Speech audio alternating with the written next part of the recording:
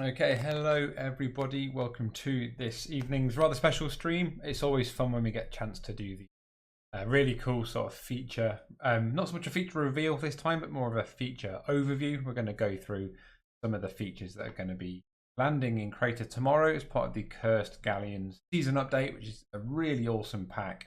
Some really cool stuff you're going to see. A little bit different to how we usually do this. I'm not going to cover so much of the sort of battle pass side of things. I'm not going to be covering like the hub and the cosmetics and stuff, and that's all stuff that you can really experience for the first hand tomorrow. You've seen a lot of stuff throughout the trailer. You've seen various bits of what you can expect outfit wise, and we figured we'd keep you guessing a little bit longer. Once the update is out tomorrow, you'll be able to dive in, check out all that stuff, and obviously, as always, let us know on Discord what you think about the battle pass, what your favorite outfits are, what your favorite cosmetics and all that sort of stuff is. So what we're going to focus on tonight is mainly going to be the features that are coming, because this is such a feature-packed update. This is one of the biggest updates we've ever really done in terms of the sort of level of what we're introducing. So we've already announced a lot of it. We've got NPCs, first person, we've got scaling, got some UI updates. There's also usual editor improvements and all sorts of bug fixes and stuff. So yeah, really, really big, huge update. So as always, a massive congratulations to the team for getting this out. And we can't wait for you guys to sort of jump in and start building with it and really see what you can do with your games. Now you've got all these extra options for customization and all that sort of stuff. So yeah, really, really good stuff. Actually, AJ saying in there in chat as well. So obviously with the trailer, I'm going to play it again in a moment for anyone who missed it. If you've come straight to the live stream and not gone through the premiere, I'll play it again in a moment. But as always, remember the trailers are made entirely within Crayta. So that is, the sets are built in Crayta, the filming is done in Crayta, the cameras are scripted in Crayta. Everything you see in the trailer is made within Crayta. So it's kind of, hopefully that inspires some filmmakers to perhaps start thinking about what you can do in Crayta. We don't use any special dev tools. We literally use the sort of our development version of the game, but it is still the same game that everybody ends up playing at launch.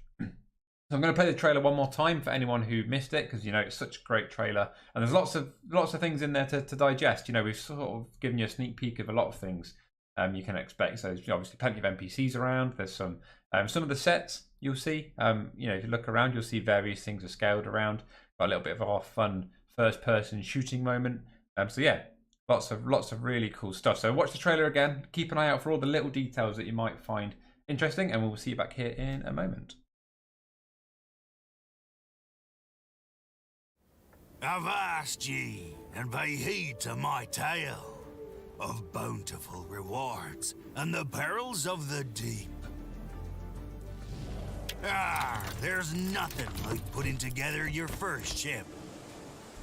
From the bilge to the crow's nest, to put the wind in your sails. And with a crew to match.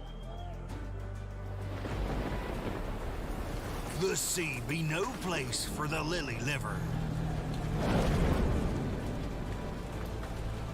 You'll face more than monsters looking to scuttle your ship.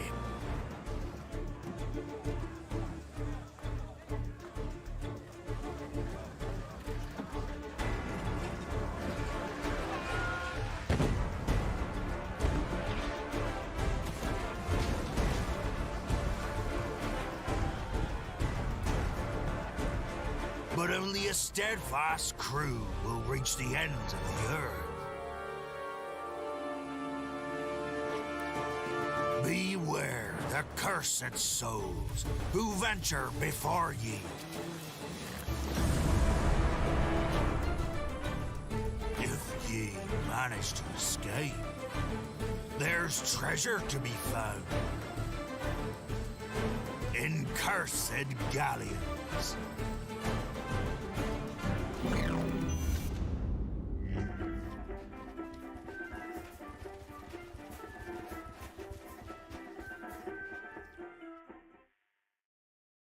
Okay, cool. So what we're going to be doing this evening, as I say, is we're going to be going through a bit of a sort of a overview of the features that you can expect to see in the update tomorrow.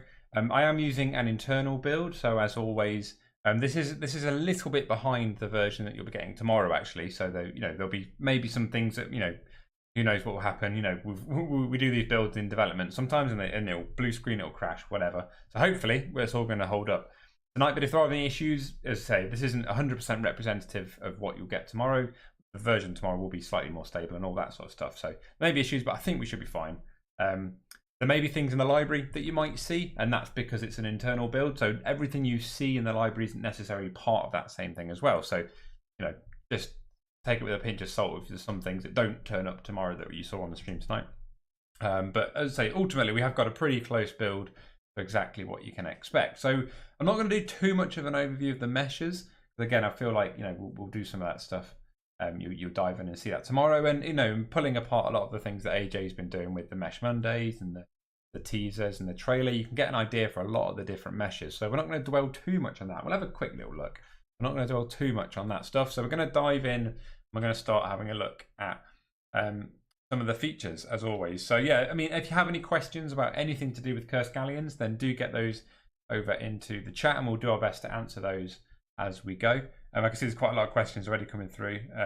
That huge octopus. So yeah, the huge octopus is cool. It's actually an individual tentacle that you can that animates, so you can sort of build up your own sort of sea monster. Something about the boat which is really interesting, and something that a lot of artists might want to start thinking about, is we made a conscious decision this time. So if I just pull up the meshes, actually, I'm just going to put in mast. Okay, so hopefully you can see this okay. There's a whole bunch of different masts, okay, different sizes. And what we mean by sizes now isn't necessarily a big and a small version, but we mean more, you know, the mast itself has got different sort of sets of masts of flags on it and sails. And they're all kind of expandable templates. So as you can imagine, you can pull them out into the individual crow's nests and stuff. There's a lot of different types of mast here. We've got a lot of things to decorate a boat with. So we've got all the things you'd expect, like the wheels, we've got kind of portholes, we've got buoys, we've got cannons, we've got cannonballs, all that sort of stuff. But the actual boat itself, we haven't actually provided a boat mesh, and that's because we expect the best way for people to make boats is actually via voxels. So you can imagine what this is actually giving you is a really, really flexible and powerful way to create lots of different types of ship. Okay, so we see all the time, you know, we've got these kind of really kind of different pirate ships over history. They all look very different. They've all got their own sort of spin. So actually, what it will do, what this will open up for people, is the ability to craft their own ships. So we can start seeing some really interesting ships. And then alongside that, as you may have noticed from the trailer, is you get the destruction of voxels. Okay, so you can start to destroy voxels with cannonballs. You can have boats start to blow up, you know, and all that's supported within the destructible system of the voxels. So yeah, the art team did a really great job of providing a lot of the meshes to decorate a boat and to build a boat essentially from sort of the masts and the figureheads and the rudders and things. But the structure of the boat is really up to you to sort of build however you like, out of voxels or even maybe out of other meshes that you can scale around and play with. So yeah, really, really cool way for you to be able to craft your own boat. So maybe start doing some research, think about what boats you might want to make, you know, sketching out how you might want to do it. Yeah, really, really cool touch. The damaged mast from the trailer looks cool. So yeah, that's all part of this. So we have mast with tattered sails. So some of the sails are a little bit ripped up. So you could imagine you could sort of swap out a good one for a damaged one based on the amount of damage it's taken. You know, a lot of flexibility there. Yeah, animating sail is great. Again, simple script, get that animating. And actually a little trick I find with the mast and with the sails that's quite good is you can now control the playback speed through the API. So you could have each mast or each sail playing at a slightly different speed, and that just stops, you know, that kind of breaks it all up and makes it look more natural. So a little tip there. Stadia and PC are great, but do you think Crayta might get an Xbox or PlayStation release to expand the player base even further? Who knows? I mean, that's not necessarily something that's on the horizon. You know, maybe, who knows, one day. Yeah, not something we're currently planning on doing. Is going to the consoles, but we want to get Crayta, you know, to as many people as possible. So maybe that's the way that happens. Oh yeah, I can see AJ's basically just had the same thing.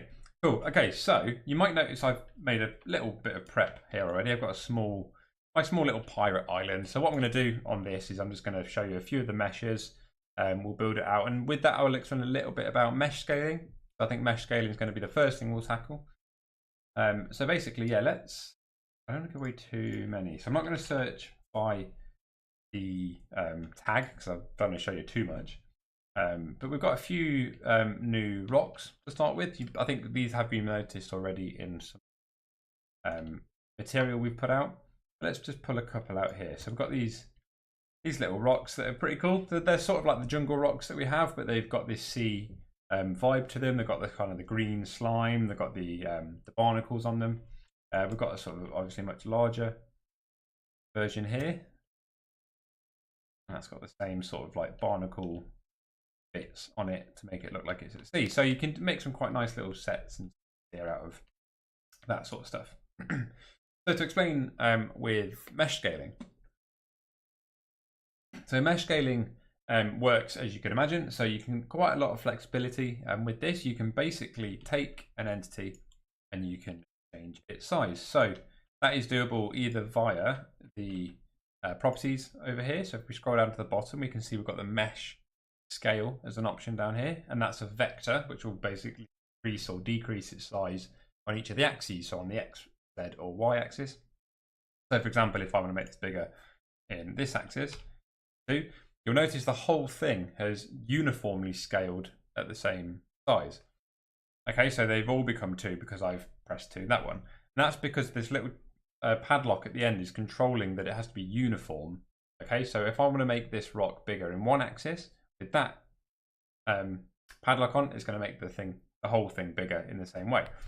I can uncheck that. Okay, so I've unlocked that now. So now it's going to non-uniformly scale. What that means is I can make changes to the scale of a single axis, and the other axis axes will hold their scale. So if I put this one back down to 1, okay, you'll notice that the rock itself just got a lot thinner. It got a lot squashed in. Okay, so it's sort of kept its height and its depth, but it's squashed in.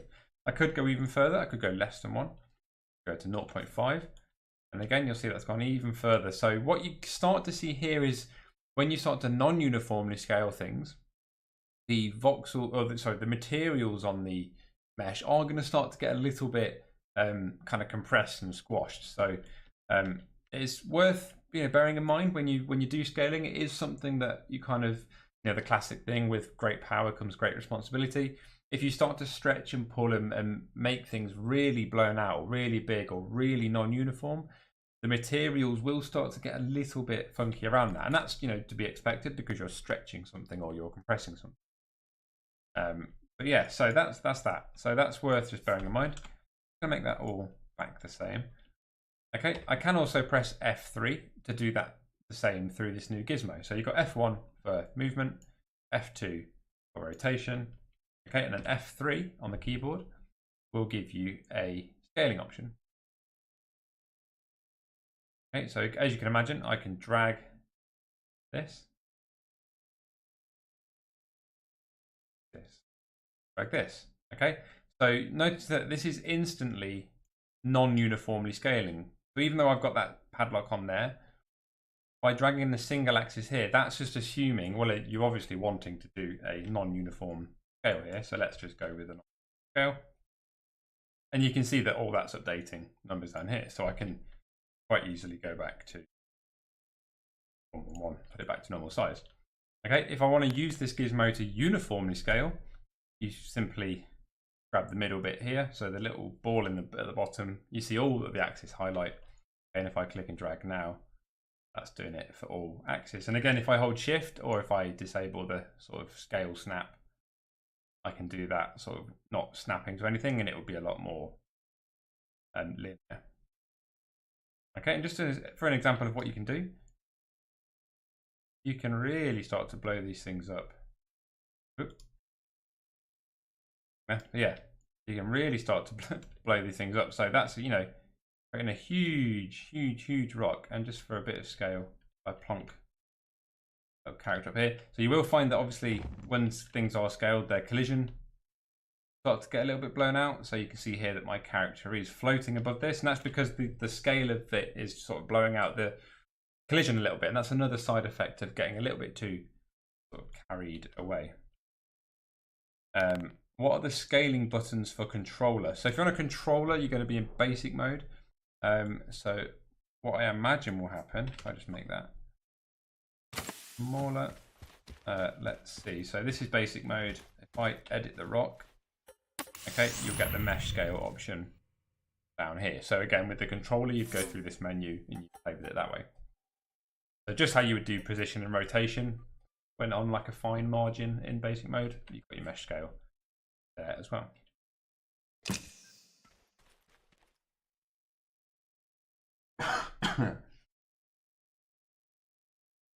Okay, let's just catch up on some questions here. If we scale up at maximum a complex mesh, does it keep a perfect colliding box?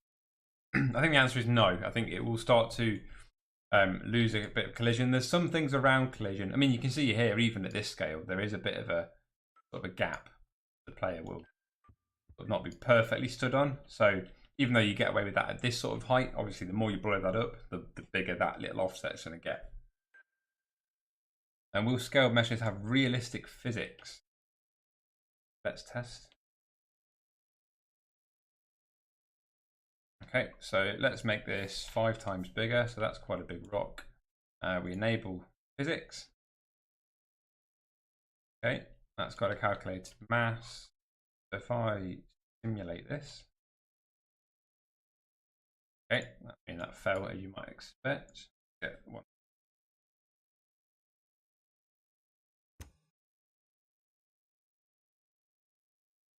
And let's make that a bit bigger. So let's see how this behaves.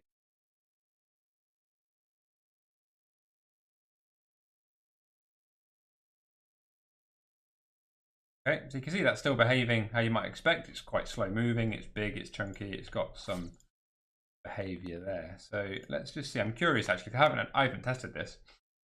So that's about 30,000 kilograms at that mass. If we make that size 1, so cool.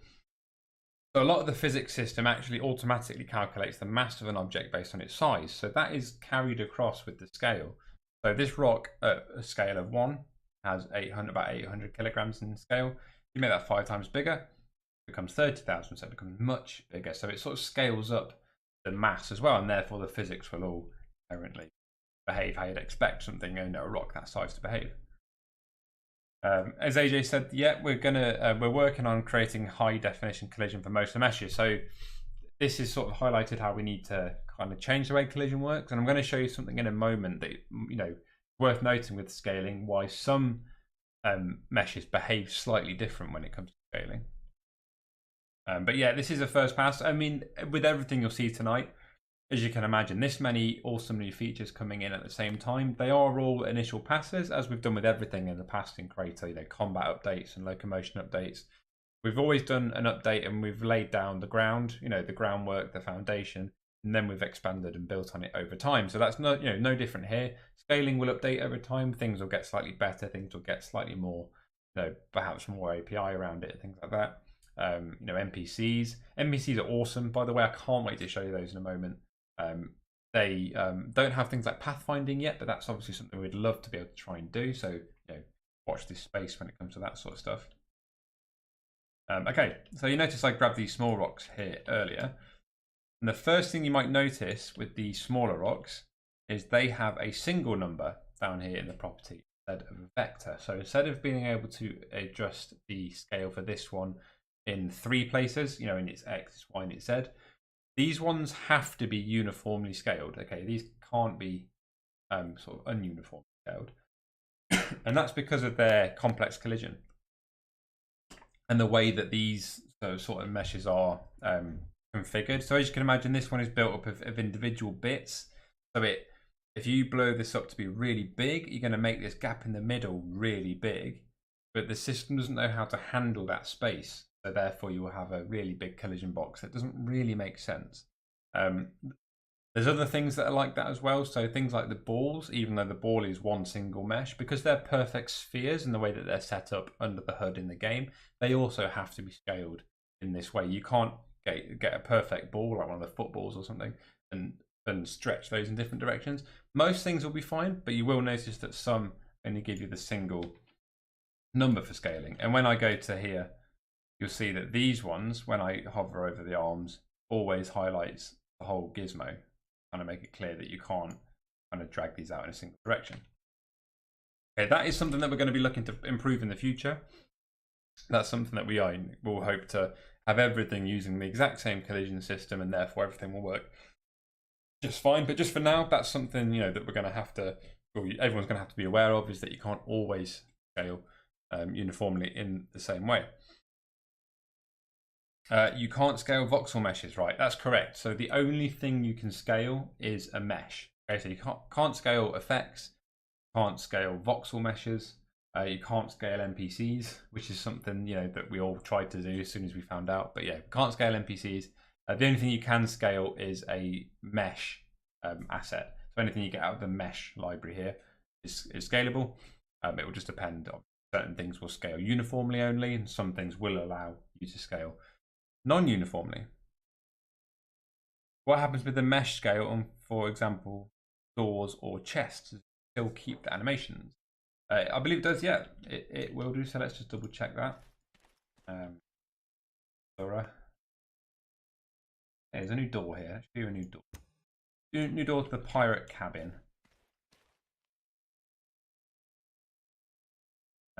Yeah, pretty cool. Nice little kind of, as you can imagine, the sort of fancier quarters of the pirate ship. And that's got all the things you would imagine. So let's just write a quick script on this. Get it to open for us. Keep the questions coming. I think this is a really good time to get questions in, and we can start to sort of answer what we can ahead of the launch tomorrow. I mean, just generally, if you have any thoughts about the season, keep them coming in chat. Maybe keep them in the comments of the stream. It'd be really good if we can get a bunch of comments on this stream. So not in the chat, but the actual comments itself, to just sort of let us know what you think about the season. We can capture some of that excitement and send it back to the team. So if you think what you're seeing is really cool from an art point of view or a code point of view, then do make sure you let us know in the actual comments of the video, so we can let the team know tomorrow morning. I think that'd be really exciting for them. Oh, apologies. Right. Okay, animation.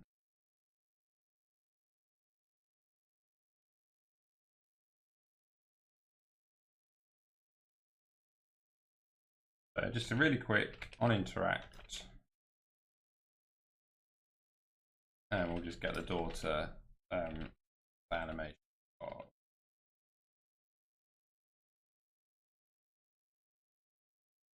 Opening. So when we interact with it, I don't need that, do I? Okay, when we interact, it should open. And if we make this non-uniformly scale this a bit, actually.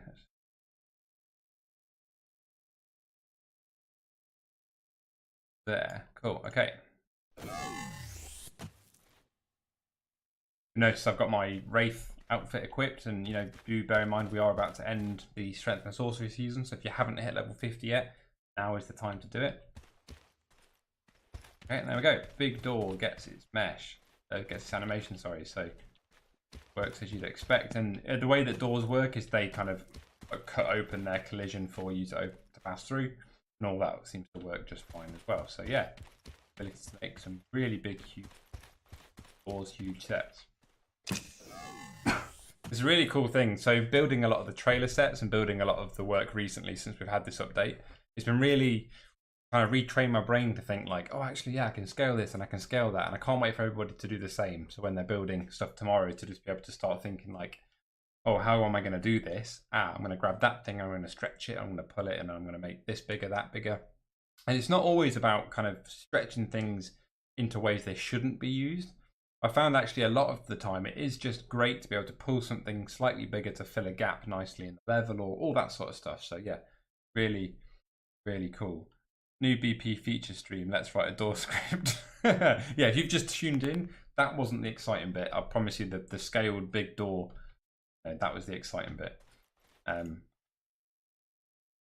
of the new things, I'm anxious to make things and stuff. The animated Kraken in the trailer was super duper. Yeah, so that's, as I say, that's, I won't necessarily have to show you, but that's just a single mesh that you can animate. It's really cool.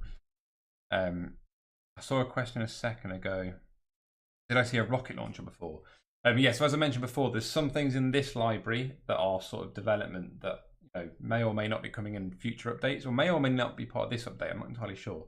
But yeah, there may be things you see in the library that won't appear in the game tomorrow, and that's because I'm on a development build. So yeah, take anything you see on this screen right now with a little pinch of salt, because yeah, some of it is stuff that's unlocked internally for development, and some of it is stuff that is going to be in the build. So yeah, there may be things, especially meshes in the library, you see from bygone eras or future things that are just test things or whatever. So yeah, do bear that in mind. Door, yeah, there's a door. Right, okay, let's get rid of the door. That doesn't make sense. Okay, how about a new palm tree? A new palm tree in here. So I really like these kind of royal palm trees. And as you can imagine, again, making sort of natural looking by just sort of pulling things into different sizes and making different trees and things, or slightly different shapes, slightly different sizes. You can really quickly start to scale out. Pretty nice. So quickly down some trees around this island.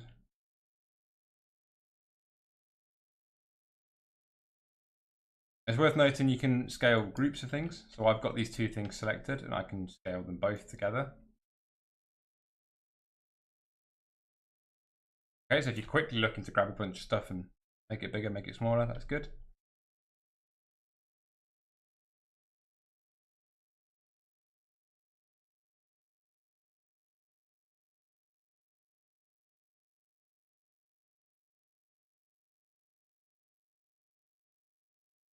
There we've got some trees. Yeah, so as you can see, very quickly got an idea of how things can look quite natural, quite quickly.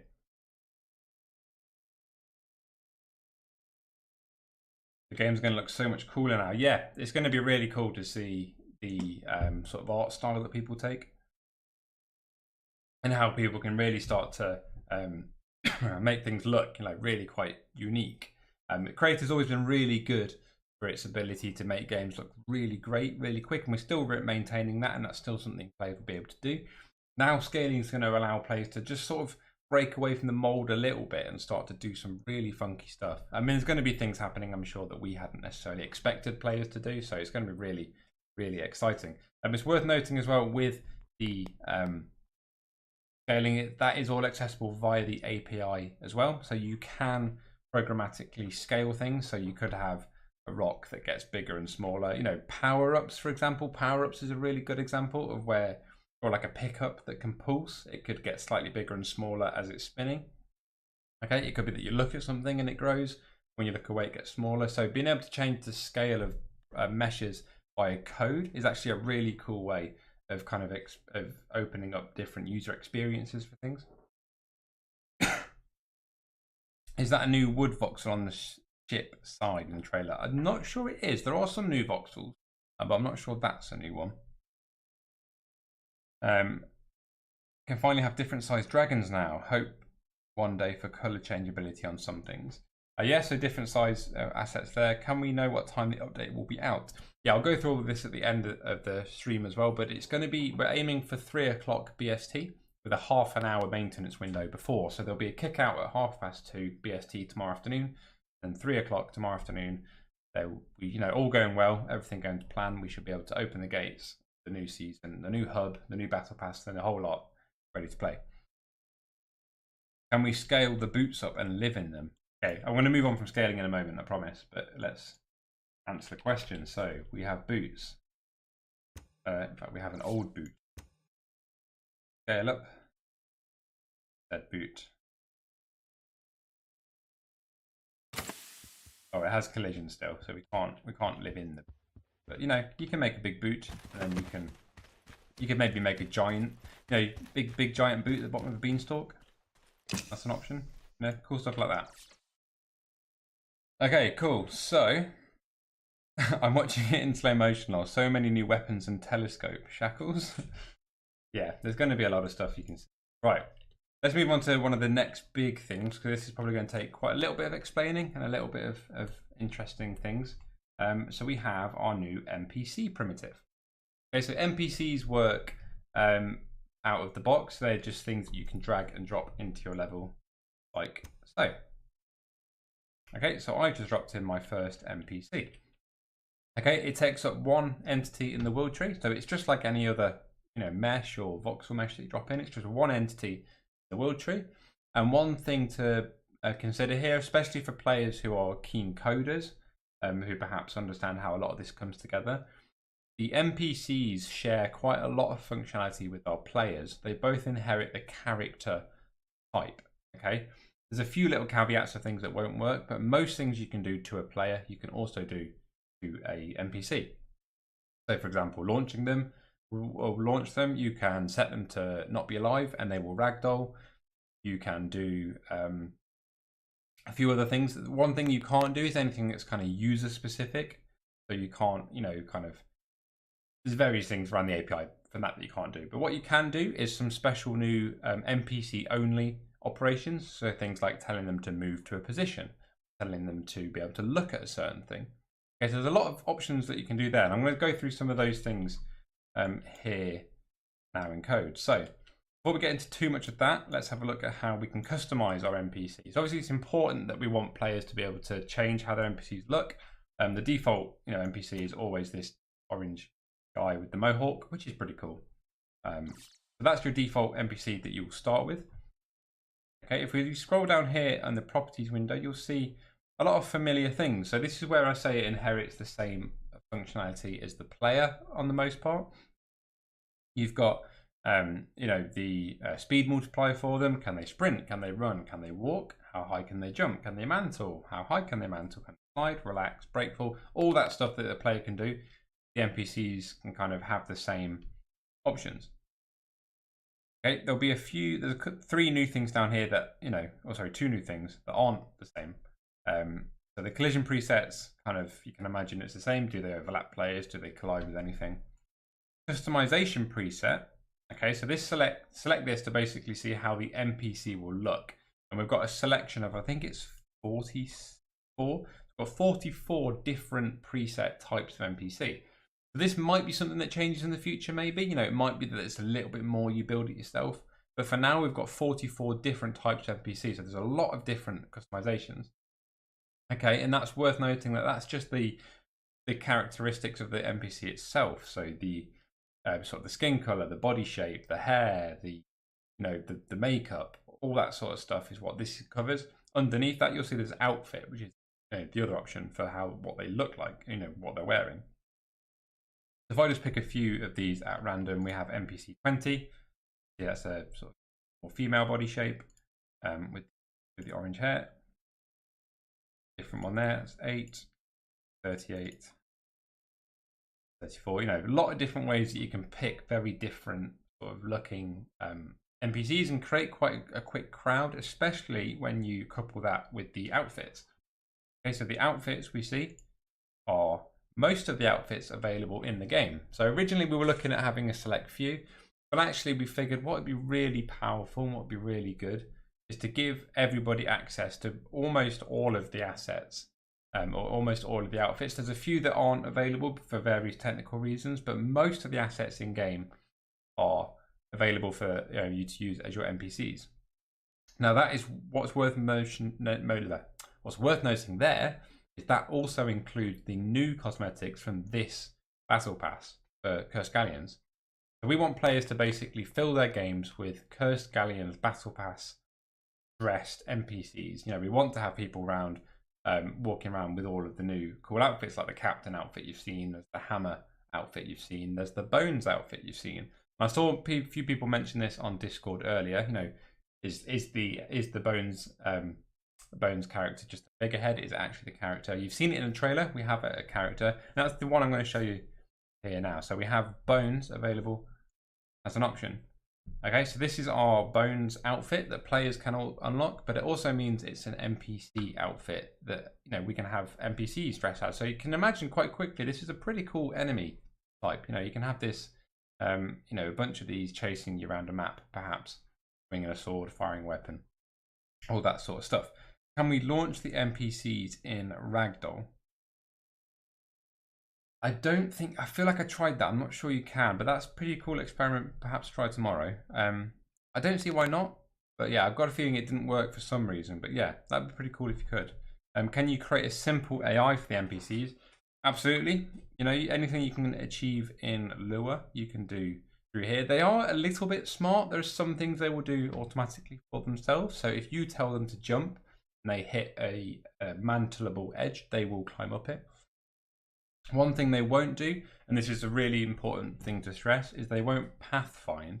What we mean by pathfind is they're not smart enough to be able to navigate around obstacles, and I'll show you a little demo of that shortly and how that actually works out. But basically, if you tell an NPC to go to a point, they will walk to that point in a straight line, and they won't try and navigate obstacles. They won't jump over gaps automatically.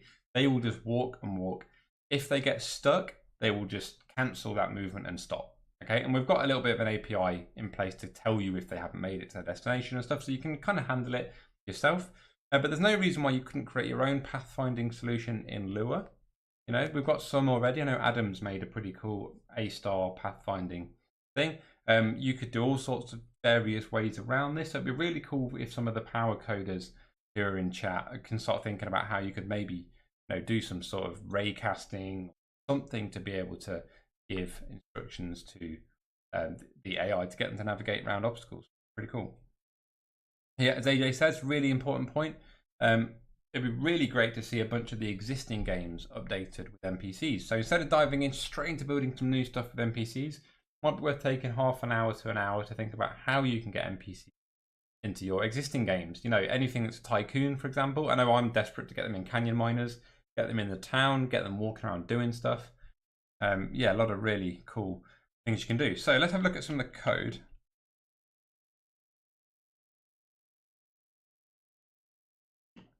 Can NPC have spawn effects? Yeah, as AJ said, no spawn effects, but you can perhaps couple that with an effect from in the game.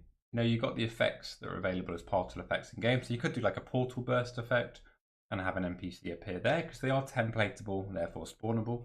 But yeah, nothing you can do. We don't have the built-in sort of, the fun sliding in from the side or coming up in a bubble or anything. That doesn't work with the NPC. Maybe one day down the line, that'd be something to add. Can we use NPC instead of players to lock a certain skin for the character in our game? For example, if I want a game where everyone starts as a school guy, even if they don't have skin. So there's a lot of the locomotion around NPCs that mean they won't really ever be a direct replacement for a player. So that's not something we'd really support. It's not really something I think you'd be able to do very well. I think, yeah, if you did try and do stuff around kind of hacking that in, I don't know if the experience would be good. Okay, let's see if we want to get our NPC to walk over over here. Let's say we're going to put a, let's pull a new treasure chest down. So we've already, I think this has been pointed out somewhere already, but we've got this cool little new treasure chest, and we can make that nice big treasure chest that our skeleton is trying to get to. Okay, so let's add a script. This one, we'll call this our NPC script.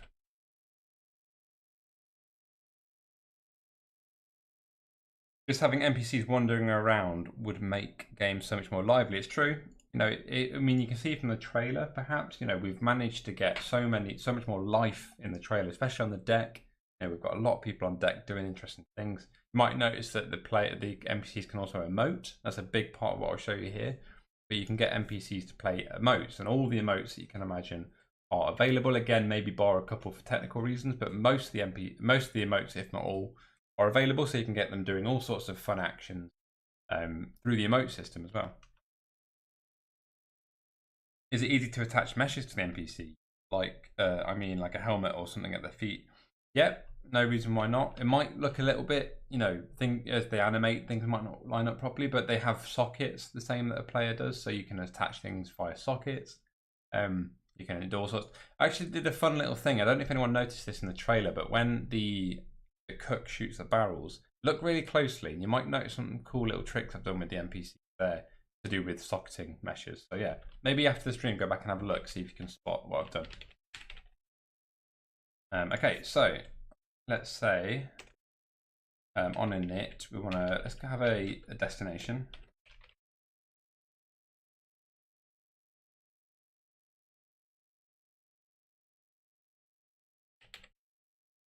Okay, so we can say self get entity. So this is on my NPC. Self get entity. Move to position. Okay, so hopefully this is readable, but we can basically at this point, this is one of our new API calls that only works for NPCs. It doesn't work for players. So you can tell an NPC to move to a specific vector position. Okay, you get a callback as to whether they made it there or not, and you can also pass in a number to determine the kind of the mode they're going to move in, and all the various methods. Or there's the same method 4 times with the different parameters, but basically you say, where do you want to go? You can say, should they walk, should they run, or should they sprint there? And then also you get a callback to say whether they arrived or not. Did they make it? Okay, so let's say move to position, and we want to move to our destination. Okay, get position. So that's important to note. We want a vector here. We don't want an entity. We're not saying move to this entity. We're saying move to this position. So we want to get the position of the destination. Let's say, we're going to leave the walking. So we're just going to say whatever your current speed is set to, do that. And we want a completion callback.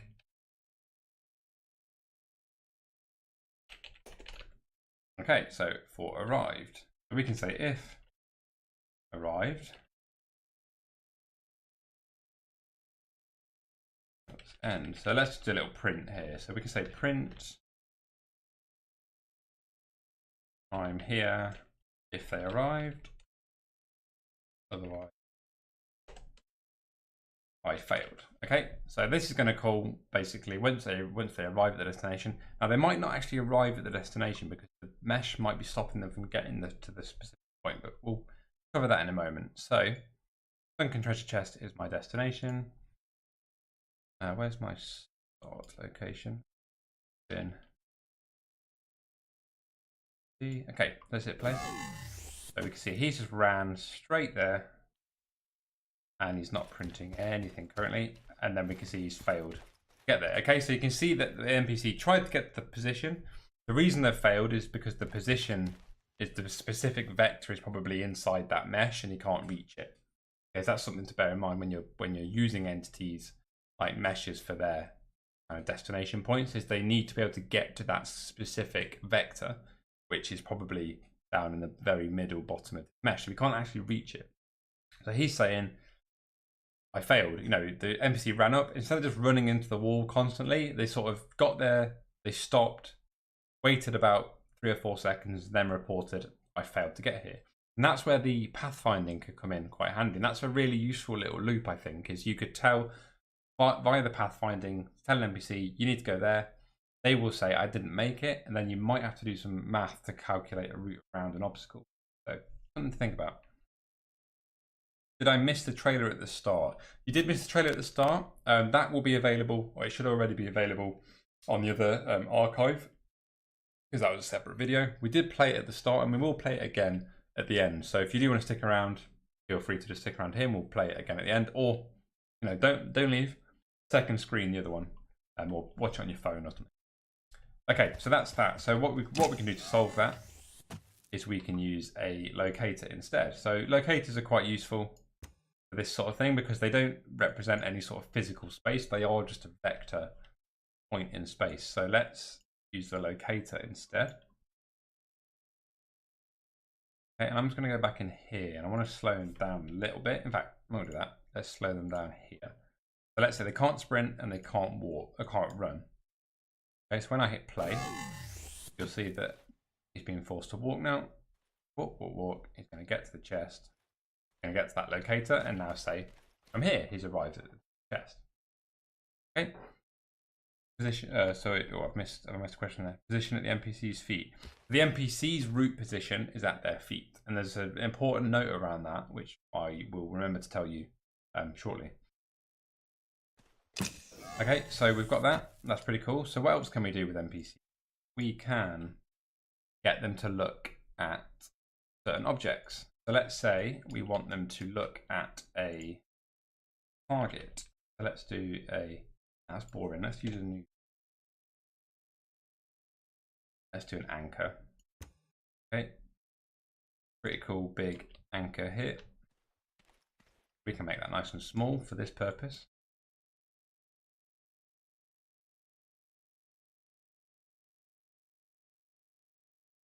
Will this live stream be re-watchable later after it's over? Absolutely. If you're on Twitch, the live stream will be available for a few days, I think, before that goes away. But YouTube, they're always here. They're always available on YouTube. So yeah, be absolutely here for you to watch at your own speed, or you can 2 times speed it, watch it on mute if you just want to watch, all that sort of stuff. Okay, so pretty cool anchor. Again, our little barnacles over this. Let's make this something that the NPC wants to look at while they're walking.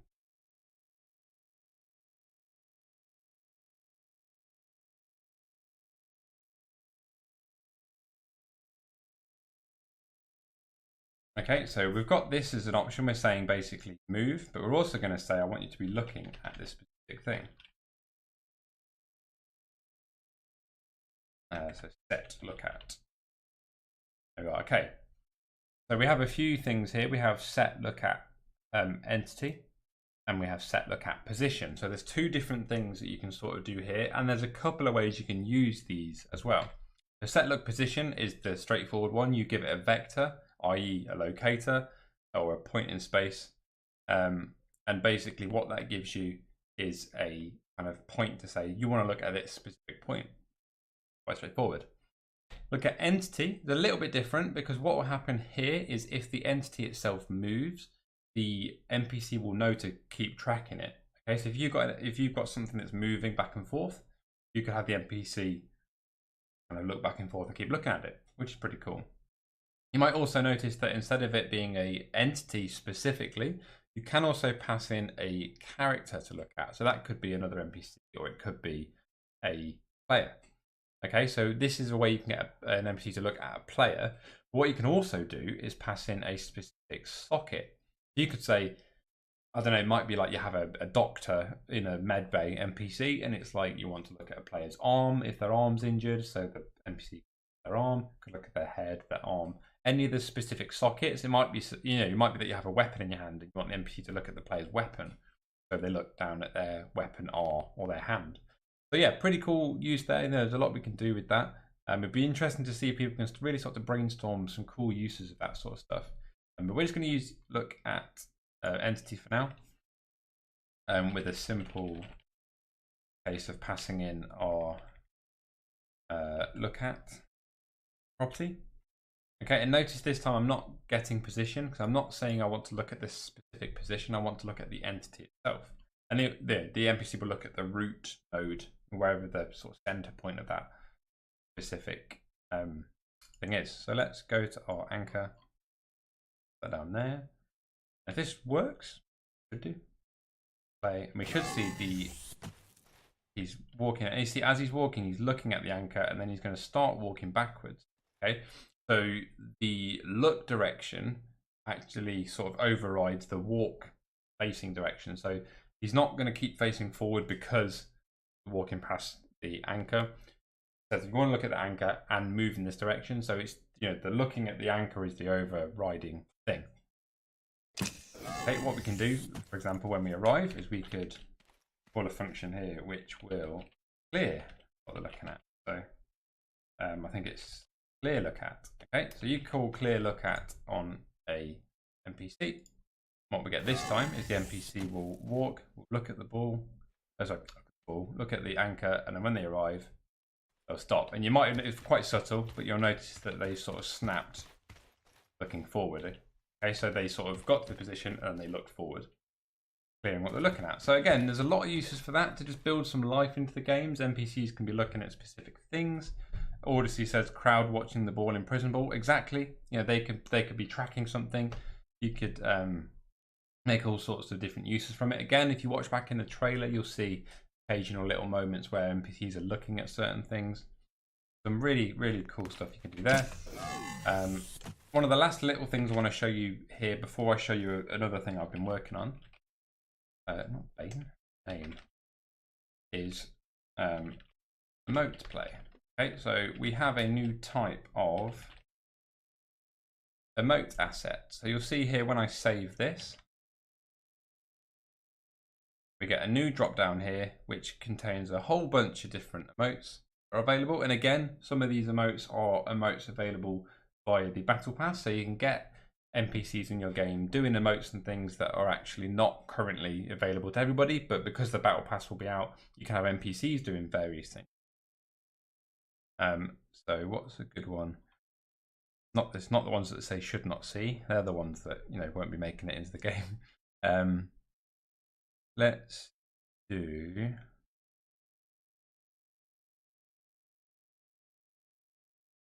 Land Ahoy. So this is one of the new ones. This is, you will have seen this one in the trailer as well. If you're keen-eyed. So we clear the lookout. Let's see if we can play that straight away. So get entity. Okay, so simple new API call. Play emote. And you're passing the asset. That's all it is. You can tell them to do that. You can add in code perhaps to get it to loop. So maybe every 5 seconds in a schedule you get them to do something. If it's something that loops automatically, like a dance, they will just keep doing it until you tell them to stop, or they move. So moving will cancel an emote, all that sort of stuff. Basically anything that would cancel a player's emote would do the same for an NPC.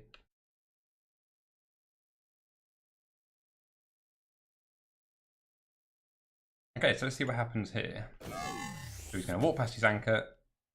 He likes the anchor. He's going to get to the chest and he's going to do nothing. Okay, right. I thought that might happen. I'll explain why. So what's happened there is I mentioned that moving will cancel an emote. And what's happened is, because I've said when you arrive at this point, play your emote, there was still enough movement in the character that the emote sort of cancelled straight away. So to get around that, what you can do is to schedule that to happen a frame later.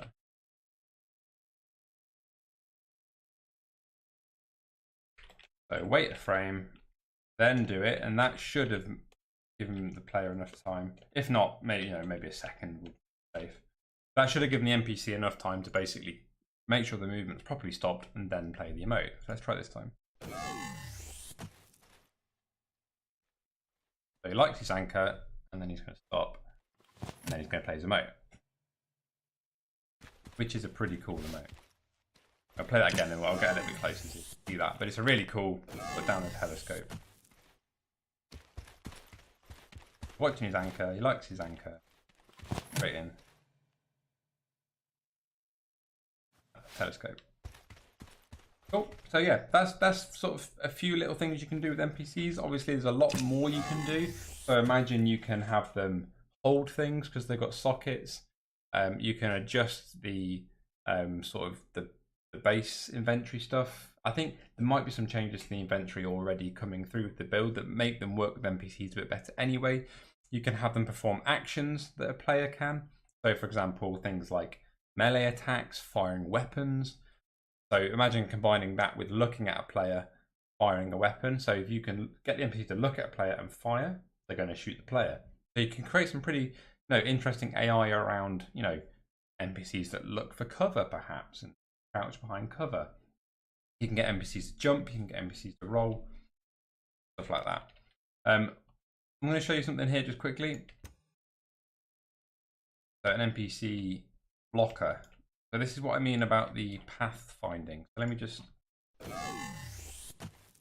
that. So we can see here that he wasn't smart enough. He's still looking at his anchor, but he wasn't smart enough to determine that he could get around the box, and he's just stopped. Okay, so that's what we mean. If NPCs are going to get stuck in places, they're not smart enough, even though it was just a case of stepping a little bit to his right. Didn't understand that, they are going to get stuck. So that's where they're going to get lost. Do you know which emote is best for melee attacking? Well, that's the thing. You don't need to use an emote for melee attacking. You can actually do a play action that you would do on a player. So they can hold an axe and play an action. I might try and show you some of that if we get time. I've still got so much to show you. What I want to do is just quickly demonstrate something here. So let's get a trigger. Trigger, that's what I'm looking for. Okay, so I've got a trigger box here. So let's make our NPC jump when he gets in this trigger. Okay,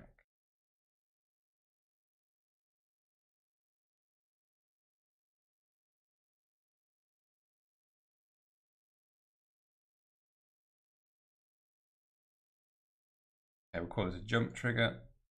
Do players block their path? Players might be a little bit difficult. I guess unless you get very specifically in front of an NPC, they might just naturally slide around you because you're not, you're not a brick wall. But ultimately, anything that blocks the progression of the NPC will ultimately stop them. So yeah, players might block them. It just sort of depends how well they actually stop them from moving, I think. The way to think about that. Okay, jump trigger, jump. Okay, no, not jump. On trigger, enter. Okay, and what we can do here is we can do a quick check for if this is a character or if it's an NPC. Okay, so entity.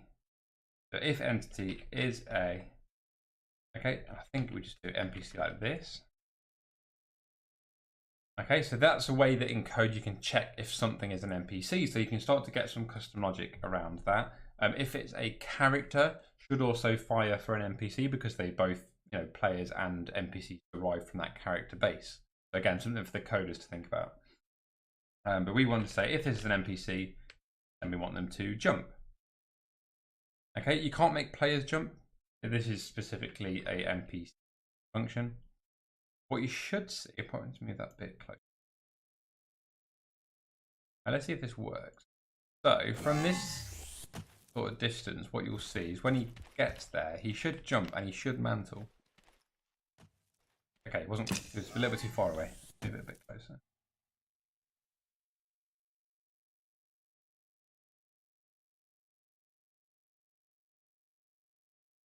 Move that over.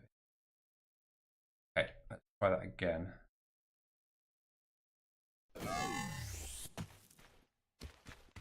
Here he comes. Jump and mantle. Okay, so when it comes to like moving past things, getting past objects, there are options that the NPC is smart enough to do, as I say. So when they jump, they know that they can mantle that thing, just like the player will automatically mantle.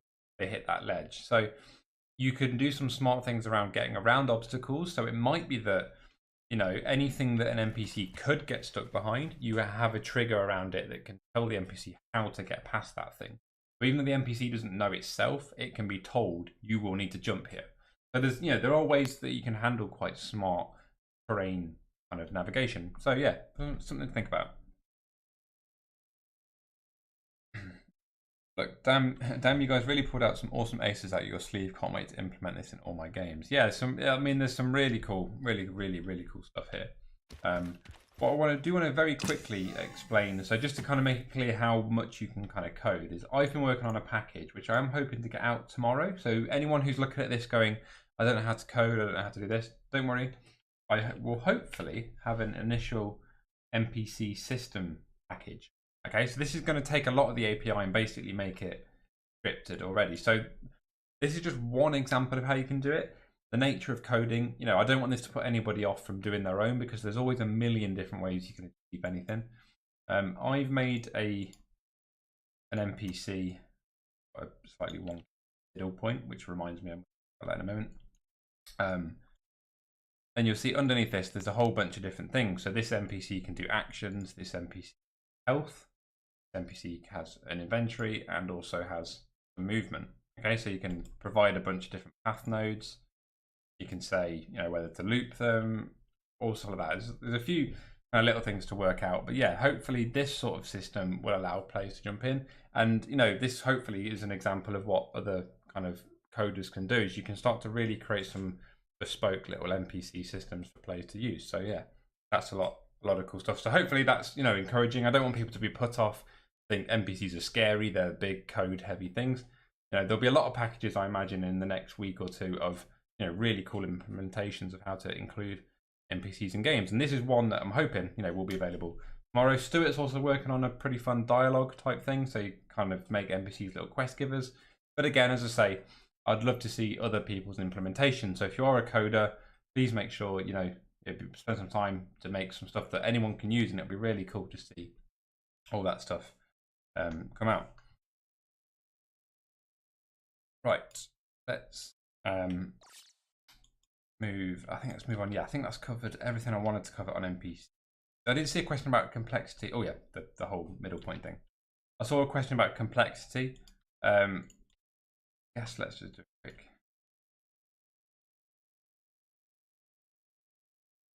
So you can create quite a few. See what happens here. Madness. Okay. Oh, they're pushing the rock. It's my little skelly army that are all going to try and jump over this. Okay, and a lot of them are going to fail to get to the position because they can't get there, but yeah. So you can see performance-wise, it's holding up fine. I've got a whole bunch of different skellies here. They could all be chasing you with swords. You could be shooting them down, zombies, you know, whatever. There's a lot of options here, which is, yeah, really cool. But the whole middle point thing I keep mentioning, there's a little bit of a change happened with the root point of players. Now, this is important to listen to if you're someone who perhaps messes with kind of all this stuff. If you just use the game kind of systems for spawning like normal, like 99% of games will, that's absolutely fine.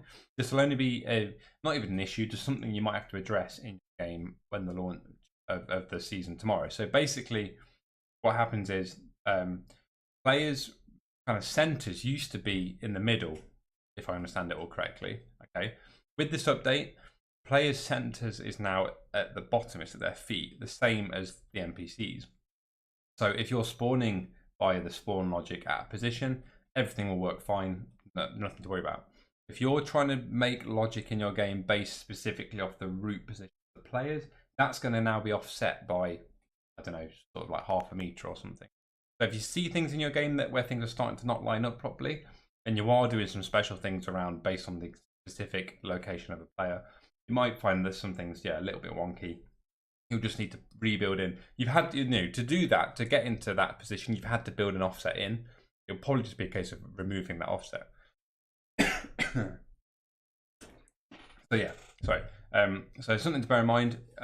We know the patch notes will perhaps mention that. There will be documentation around that. As always, if you do have any problems or any questions around the season after the stream, then do head over to Discord. It's discord.gg/Crayta. Links are down at the bottom of the screen. And that'll be a really good place to let us know if there are any problems, and we can jump in and help you solve them. Right, I'm going to remove most of these. Okay, that's fine. Cool. Okay, so the next thing I want to cover is our massive piece of work, which has gone into first-person kind of animations and building out the first-person part of the platform. So when we launched, we did have some first-person elements, I believe. Or maybe it's just before launch, but either way, a lot, most of the time we've had Crayta out. There's been kind of some issues with first person where we end up basically having just the gun there. We didn't have a player model for first person. We didn't have animations for first person. We didn't have quite a lot of things. So actually, now we have NPC animations in. There's a huge amount of work gone into this, and it's one of those things that doesn't look like a massive update, but between animators, between coders, between artists, between technical designers, it's been a massive undertaking to get this feature in. So again, if you are impressed and you want to show the team some support, then do make sure you get those comments down in the comments for the video, not necessarily in chat. I mean, obviously in chat now as well, but in the comments for the video, that'd be a really great way for us to capture your thoughts about all this stuff. So first person just works out of the box. Okay, there's nothing you need to do. Anytime you go into first person, or anytime you're put in first person in a game, you will now be using the new animation. It will work. So what I'm going to do is I'm going to equip a weapon. I'll show you how that comes together. So let's get the inventory. Again, packages here that you see aren't necessarily live packages. I'm on an internal sort of database for packages, so there'll be a lot of weirdness that you'll see. Yeah, sort of a lot of nonsense packages.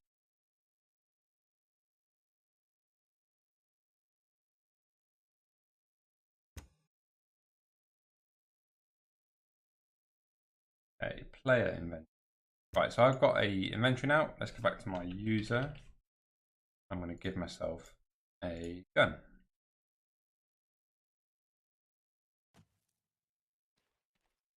Okay, so I'm going to hit play. So I'm going to go to first person. And we can see that here I'm now holding a weapon. Okay, so you can see I've got my hand on the gun. I can see my outfit. So you're still your own character. I can look down. I've got feet. I have a fully sort of rendered body. It's still kind of my character. Or if I could make myself iron sight.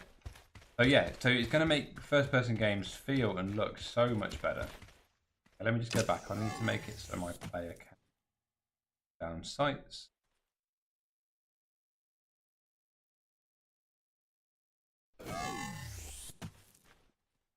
Oh, my head disappeared for a second. So yeah, so it's going to be, as I say, this is an internal dev build. So there's going to be some little issues perhaps at times. But okay, so now if I want to aim down sights, okay, so I aim down sights. I actually aim down sights. So it doesn't just do a little zoom in. I'm actually animating this weapon in a way that I'm aiming down the sights of the gun, which makes huge difference to playing a first-person shooter. I promise you that. Are these guys? I wonder if they've actually got health. Maybe the health isn't enabled. Okay.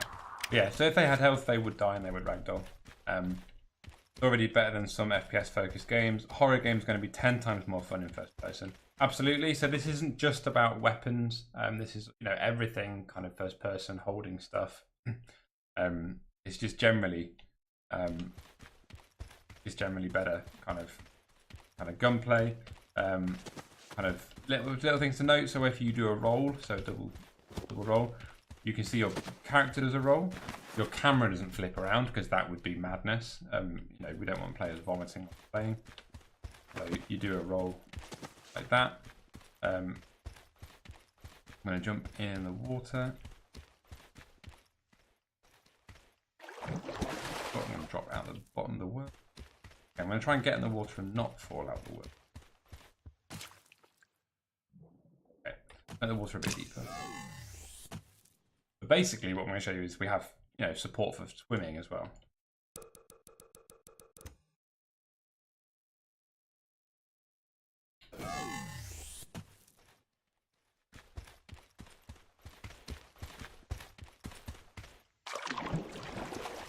Okay, so we have the the hands. Swimming, you can go under. Got the same. So yeah, anything you could expect to just work does. You could maybe get a little idea then of when I climbed out. You can see the hands grabbing the edge of the mantle.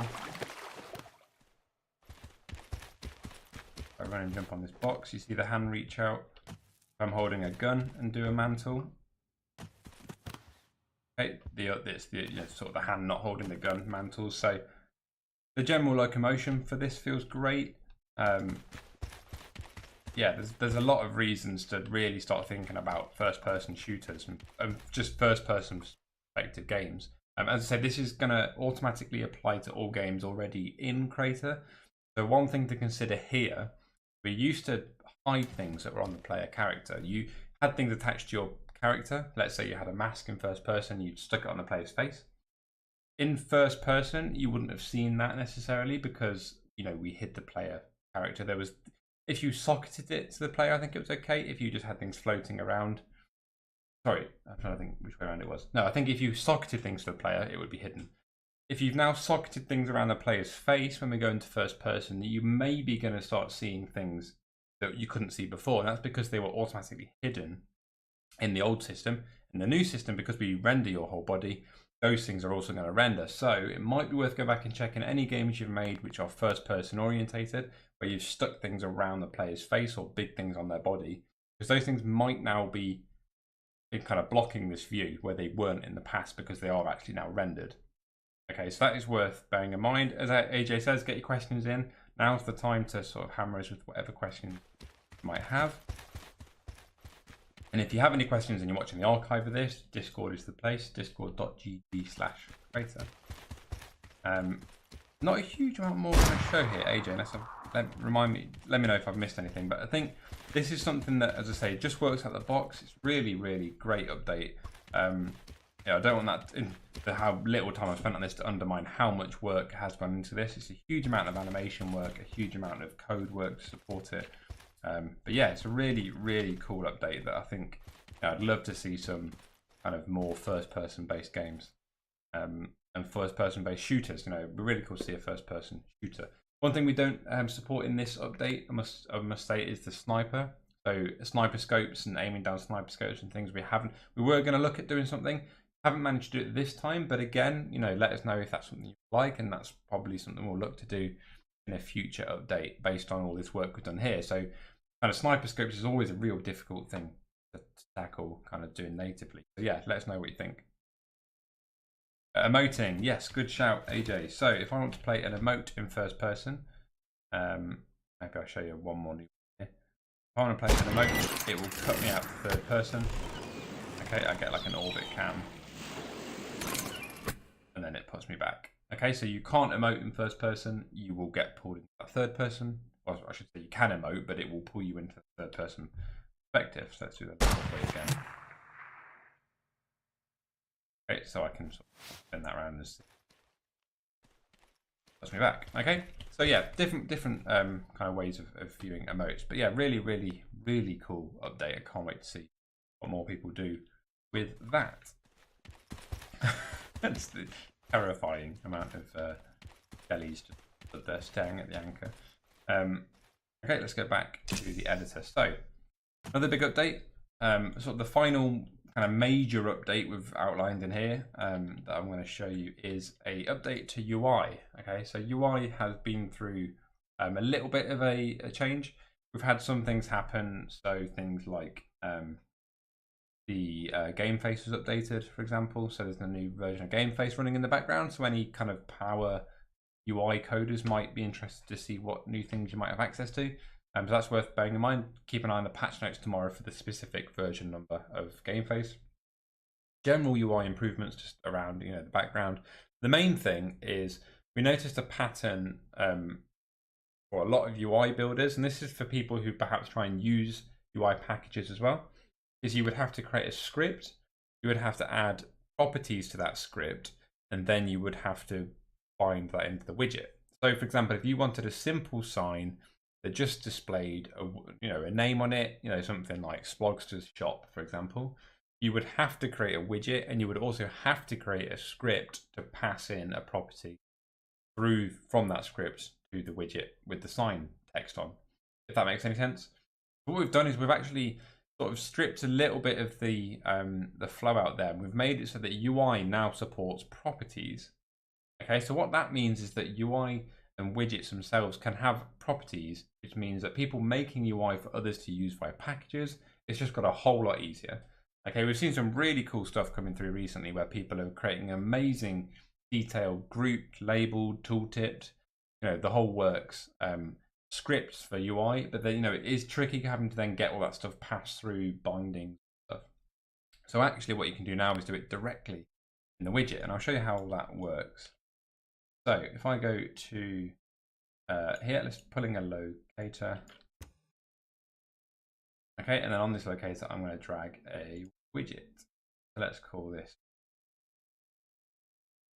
my sign widget.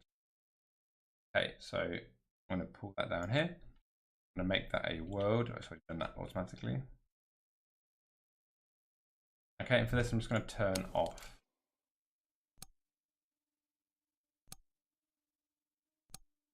entity icons. Okay, so we can see that a little bit clearer. Okay, so we can see there that we've got that. If I go down to here, we see that we've got a new asset properties group on this widget already. And this basically works exactly how you'd imagine it would, in the same way it does with scripts. So we can actually start to define properties in the widget that will appear in the bottom corner down here for people to be able to play with tests. So I think if this looks, if I just say 25, that makes that text a bit bigger. If I say make it 5, I'm going to make that sign text at the bottom smaller. So again, this was all possible before. You could do this through the scripts. One thing you wouldn't get is the direct feedback in the editor when you're making changes to the properties. So if you were to write a whole bunch of properties for a kind of a new UI creator to take, pull in a sign and be able to control things, they can actually play with the properties in the editor and see the changes in real time, collaboratively, you know, in the way you'd expect them to. So let's have a look at how you define these things. Okay, so you can see straight away the slight difference here is we have a new default asset properties tag.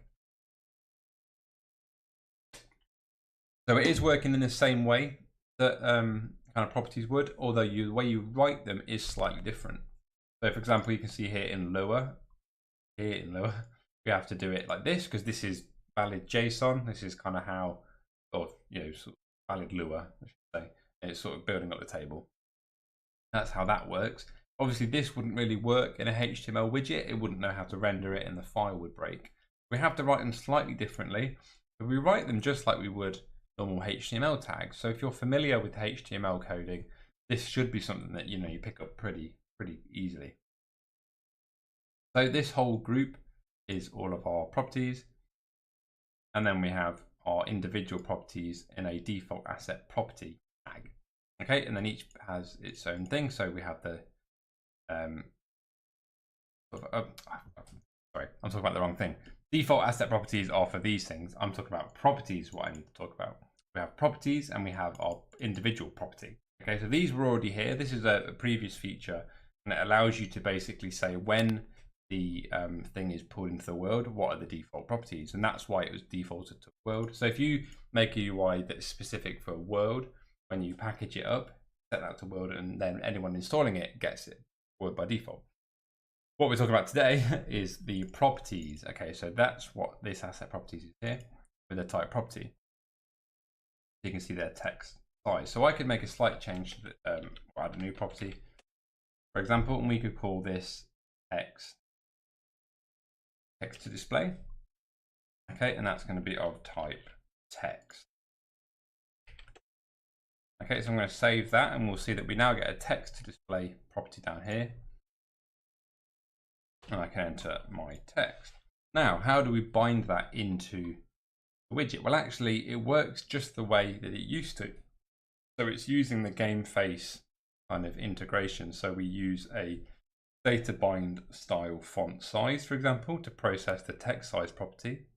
Okay, but instead of pulling from our data model, we're going to pull from our properties. You can see here that data.text is pulling in the text from down here. I'm going to change this to actually take my properties.text. Okay, so I'm saying don't take it from this, instead take it from my properties that are available up here. I've called mine text display. So if I save that, we go back to our game, we can see that we now see my text appear. And if I change this, we can see that changing in real time in the UI as well. So my text that is good. I like by properties, for example. That's localized. You can do your localization through that. So the benefit here is we're not having to do a script specifically just to have the text and pass that through and local in it and all that. Literally just say I want to have this thing in my UI. There's a property for it. And this is now essentially good to go in terms of packaging and sending someone to be able to adjust the text on this UI simply through the new property. So yeah, really cool thing. A really cool way that you can kind of make UI easy for your own game, but also again for sort of the power coders and package makers, you can really start to build in some cool, really useful packages for new creators or people trying to learn a little bit about UI and coding. So this is a really good chance to build some really cool UI-based packages. I'm hyperventilating. Keep in mind that I live alone. If I don't write in a while, call an ambulance because I've had a heart attack. Yeah, look after yourself. Hopefully, things. How many things? Oh, mama. Didn't Adamo simple sign package have real-time feedback on changes? It might have done. I think the way that worked is you had to simulate. I think you had to simulate the entity, see the changes, whereas this happened without any simulation. All kind of a lot more real time. You literally make changes and they appear without having to toggle. Yeah, pretty cool stuff. So that brings us that. Obviously, there's a lot more you can do with that. There's a lot of things to cover when it comes to how that sort of stuff comes together. But ultimately, properties are the same sort of things you can do. I believe you can do some coloring, stuff like that. You can do like kind of vector numbers. a lot of stuff like that. So yeah, a lot to play with. That's your sort of thing. Right, AJ, now is your chance to remind me of anything I may have missed. I mean, obviously there's a huge amount of stuff going into this update. I guess to cover a few more little things just before sort of look to wrap up. So now's a chance to get your questions in. Please bombard us with as many questions as you've got, and we'll do our best to answer all of them. There's a few little things to perhaps note. So one thing is there's going to be a change. I think there's a change in global search. So this is something that I think it's Dry Coast is around. This is something Dry Coast noticed a while ago on a stream that I couldn't really show off. But yeah, so you can now do searching by reference, and this is really, really useful. And again, there's only a small subsection of people that are going to get excited about this, but it's really useful. So if I want to find in my game every instance of, for example, this palm tree, we can go, I say, royal, okay, so I've got my royal palm tree mesh. I can right click this and I can now do a find references. Okay, so this will basically give me a thing, kind of the option to have all of the times that this mesh asset appears in my game. Okay, so again, it's a really simple little thing. It's probably quite a lot of work in the background, but ultimately what it does is allows you to find things in your world super easily. You want to find a specific reference, so, you know, all the versions of a different mesh, get them all in a different list here, and you can sort of click through, focusing on them. So, you know, earlier, for example, in the showcase where we were building, Jogo had made a few voxel meshes invisible. We didn't know where they were. we'd sort of made them invisible, built some level around them, and then we're like, oh, where are those things? The world tree, you know, we couldn't find them in the world tree. All we had to do was simply go to the voxel meshes, right click the voxel mesh we knew it was made from, find all the references. It was a 2-minute job. You know, that would have taken a lot longer in the past. So yeah, real kind of big benefit there. Super handy search. Yeah, absolutely. And you can do that with a lot of different things as well. I think you can do that with scripts. So for example, let's have a look at jump. I want to find everything that has the jump trigger script attached to it. There we are. I can see that's on my trigger over here. The name of the script. Interestingly, I think it will even search as far as properties. So I know I've got my Crayta anchor properties. If I find references here, maybe I've made that up.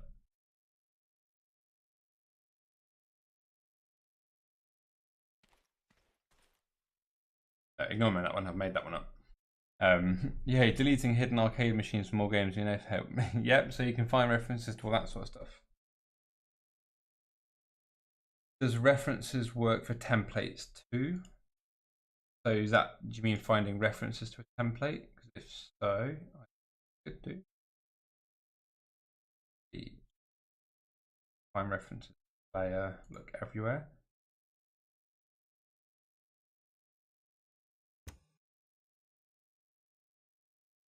There's my NPC template instance.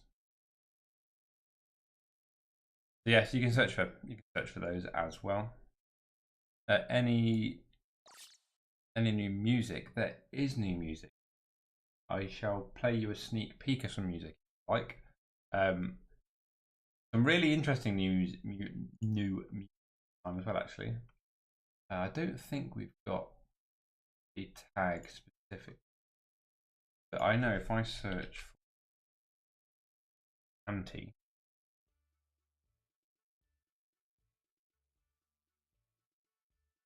not playing. Have I got music turned off? If I've got music turned off, that's not going to be very good, is it?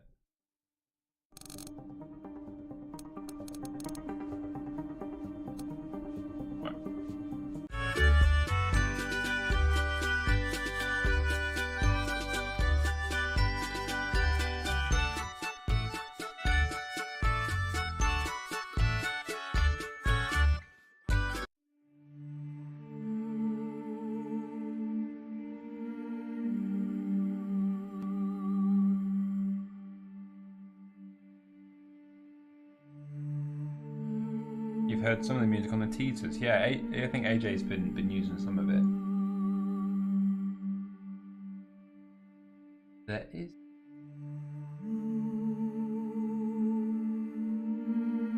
I can't remember what it's called. I guess it'd be under.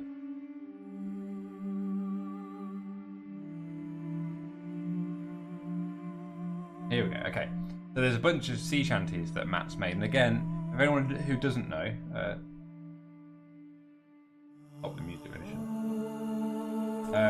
For anyone who doesn't know, that all sounds, all music, everything audio related in Crayta is made by one person. Okay, Matt is an amazing audio director at the studio. He makes all the songs, does all the sort of audio work, a lot of the work on the trailers, the videos you see, as well as all the writes and composes and performs and edits and masters all the music that's in the game. Let's see.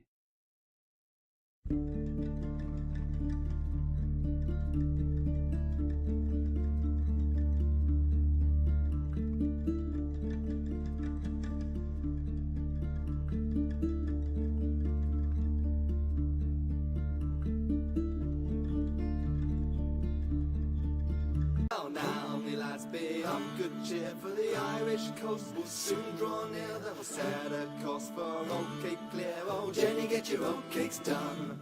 Whoop jamboree, oh, your pigtail sailor hanging down behind. Whoop jamboree, oh, Jenny, get your oat cakes done.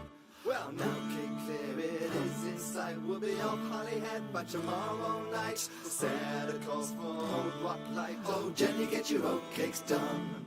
Whoop jamboree, oh. Yeah, I've listened to that so many times while making the trailers and making the various things and playing with this. I had that on repeat over and over again. It's so good. So yeah, let us know what you think of Matt's new songs. There's a bunch there I'm not going to play. You can dive into those tomorrow, so let us know. But yeah, we've got audio lyrics for the first time, I believe. And we've got some fun little sea shanty songs, with actual lyrics there. So yeah, really, really cool stuff. Yeah, as I say, we have vocals. It's fun. It's really cool. As you can imagine, you can play with those things. With pitch and sound and all that sort of fun stuff as well. Okay, so last chance for any questions. Let us know what you've got. So we're going to be looking to probably wrap this up very shortly. But that's the main beat. There are some more things. As always, there's more fixes. There's all sorts of stuff going on. But the main beats, you can just to recap. We have scaling. We have NPCs coming. We have first person full kind of animation and rigging, which is really, really, and UI properties, which again sounds like a small thing, massive piece of work by a small team at the studio that's going to make a lot of that stuff really, really easy. Can we get Matt on a stream for show off tips on how to use audio better? We've done some of those in the past. It might be worth digging those out. I know I've had Matt on stream a couple of times talking about work like that, and I think it was a little bit tutorialized as well, so we'll see about digging that out. But yeah, maybe that's a good shout for a future stream as well. It's Matt singing, yeah. So that's Matt sort of remastering his voice a little bit, I imagine, to get some of those sort of like harmonies and different sounds. But yeah, all sound is produced, created by Matt. Is Matt a pirate? Yes, confirmed. Matt is a pirate. No, I don't think so. Matt is awesome. Obviously, one of the nicest people on the planet. Cool. Okay. All right. Well, I think we're going to look to wrap that up there. More questions coming in. Will existing games just have the new stuff in? They will. I guess some of the new stuff. So first person is just across the board. That is in. Anytime you go into first person, you get the new first person stuff. You don't have to opt in. You can't opt out. It's just the way first person is from now. Obviously, all the assets are available to everybody. NPCs are things anyone can use. Stuff like that. So yeah, existing games just kind of inherit that stuff. Really cool to see if everybody could, make the most of all of those new features. So, okay, I think we'll look to end that there. So hopefully that's been a really useful insight. It's been an absolute blast through all that stuff. There's a ton of things I didn't cover, mainly because I didn't have time or, because it wasn't necessarily I can't keep it all in my head, but there's so much in this update. We've covered the main beats. We can, move NPCs, we can jump, we can emote. We can create, you know, UI properties. We can scale things. Yeah, whole host of big updates in the editor. So do look out for the patch notes tomorrow. But as well as the patch notes, you know, jump in, dive in, get in the editor, play with it. Let us know sort of things that you want to see. So yeah, make sure, I think what will be really important is to dive into old games and get them refreshed, get them looking nice and full of life. So especially our tycoons, you know, get plenty of characters walking around, you know, working on the land and doing stuff and making towns and things feel busy. It would be really great to see some of our package creators start thinking about how they can utilize UI assets and UI properties for kind of new creators, get NPCs doing some cool stuff, you know, making some cool scripts around scaling, getting scaling to, you know, stretch and bounce, and when players go near things they wobble and all that sort of stuff. It's gonna be really, really great. I guess some of the housekeeping stuff. So we're gonna have a maintenance window go live at 2:30 BST tomorrow afternoon. So that's 14:30 24-hour clock. So 2:30 in the afternoon BST, there will be a maintenance shutdown. So you will be booted out of the game. There will be warning. You'll be booted out of the game. And then hopefully, if all goes to plan, by 3 o'clock, we will be back up. We'll be back live. There'll be a new battle pass. There'll be a new hub. There'll be the showcase will follow shortly after. The showcase takes a little bit of massaging in after the update. So, you know, keep an eye out for that. But that will be shortly after. Hopefully tomorrow, but shortly after. But yeah, all the assets will be there. NPCs, all this stuff will be in the game. So yeah, going to be really, really great. If I could ask everybody who's here to drop a comment on the video to let us know what you think of the update. That's something we can then capture in a nice way to stand back to the team to let everybody know that you appreciate all the hard work. And if you haven't already, do make sure you head over to Discord. It's discord.gg/Crayta. Again, a really great place to shout out about this. Let us know what you think. I think I saw someone basically, I think it's Dryco, say we're going to have a sea shanty on the way out. That's a great shout. I'll play as a sea shanty on the end screen. But what I'll do first, I'm going to play the trailer again for anyone who might have missed it. So huge thank you and a huge shout out to everybody who worked so hard on the trailer. Again, remember, the entire trailer is written, produced, shot, you know, all that sort of stuff within Crayta, within the same tools that you all have access to. So if you any budding filmmakers out there who want to use NPCs and sort of internal tools in Crayta to make some videos, then, you know, this is an example of the sort of thing that you can start to make. So yeah, this has been really fun. I've really, you know, this is my favorite kind of stream. I love doing this sort of feature showcase, and I can't wait to see what everybody makes of the new update landing tomorrow. So that's Galleons. We're going to play the trailer. We'll play a sea shanty on the way out, and we'll see you over on Discord shortly.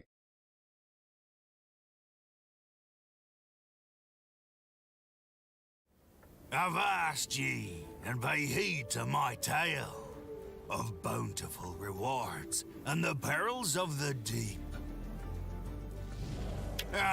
There's nothing like putting together your first ship. From the bilge to the crow's nest, to put the wind in your sails. And with a crew to match. The sea be no place for the lily liver. You'll face more than monsters looking to scuttle your ship.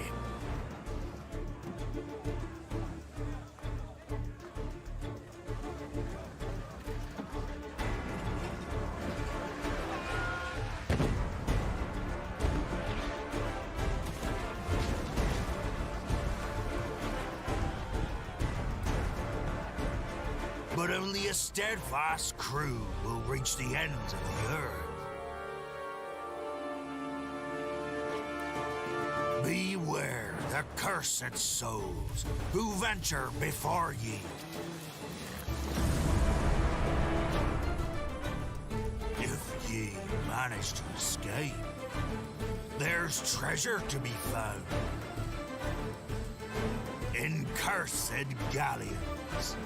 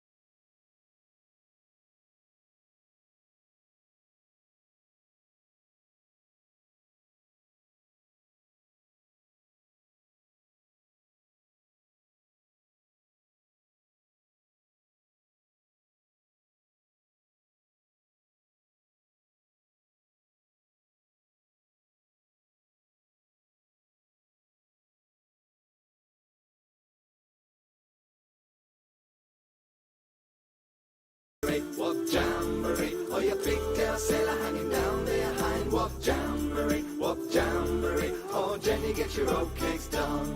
What jam? Or your pigtail sailor hanging down behind. What jamboree, what jamboree. Oh Jenny, get your oatcakes done.